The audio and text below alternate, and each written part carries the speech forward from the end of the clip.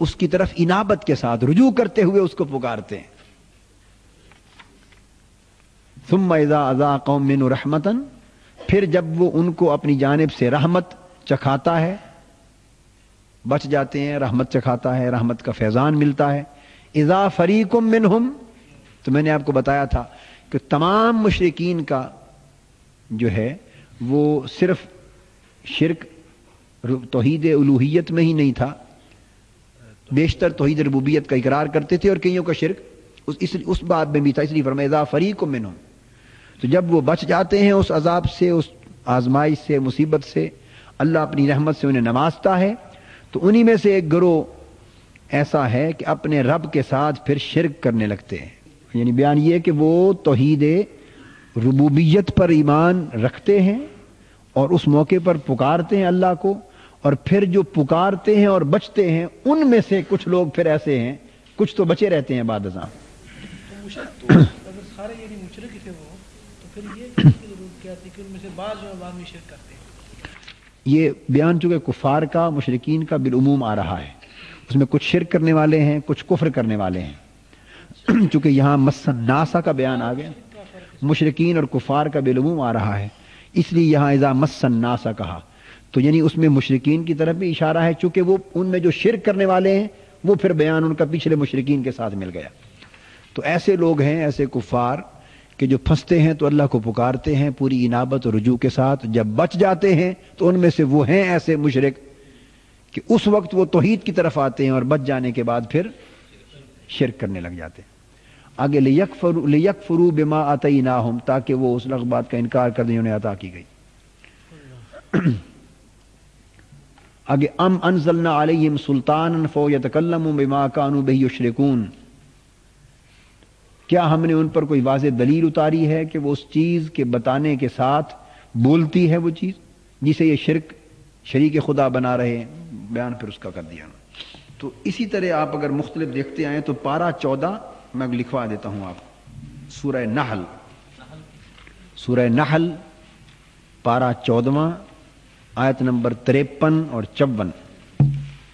ارشاد فرمایا وما بکم من نعمت فمن اللہ، اور جو نعمت بھی تم کو حاصل ہے وہ اللہ کی طرف سے، وہ اللہ کی طرف سے. ثم اذا مسکم الضر فالیہ تجأرون، پھر جب تمہیں تکلیف پہنچتی ہے تو تم اسی کے آگے گریہ وزاری کرتے ہو. ثم اذا کشف الضر عنکم اذا فریق منکم بربہم یشرکون، پھر جب وہ تم سے تکلیف دور کر دیتا ہے تو اس وقت تم میں سے ایک گروہ ایسا ہے کہ اپنے رب کے ساتھ شرک کرنے لگتا ہے. یہ جتنا اس بیان شرک کا ہو رہا ہے یہ ان لوگوں کی نسبت ہے کہ جو توحید ربوبیت میں جن کی کمی نہیں ہے، اور جب تکلیف میں پھنستے ہیں تو ان کی توحید اجاگر ہوتی، مگر ان کا شرک توحید الوہیت میں ہے. مطلب یہ ہوا کہ اللہ پر ایمان لانے کے باوجود بھی شرک ہے. اس شرک کو سمجھنا چاہیے تاکہ اس کا ازالہ کیا جائے اور اس میں اعتقاد کی درستگی کی جائے. جو جس شرک کی نفی پر ہم زور دیتے ہیں وہ تو اکثر مشرکین مکہ میں بھی نہیں تھا،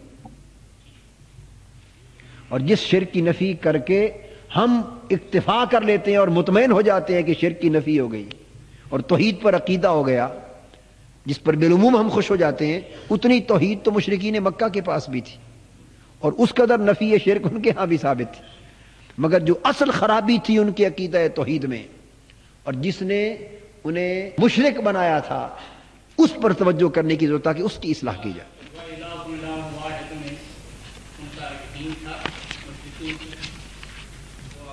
وہ آگے آئے گا، وہ الوہیت ہے. جب وہ الہکم الہ واحد آ گیا تو وہ توحید الوہیت ہو گئی نا.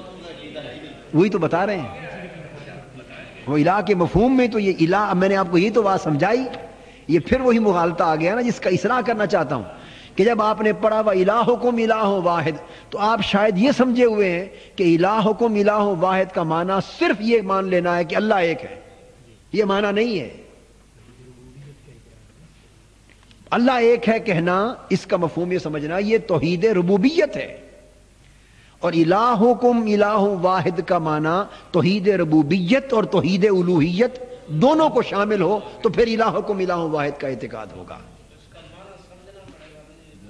اب یہ بات آپ سمجھے ہیں نا نکتہ؟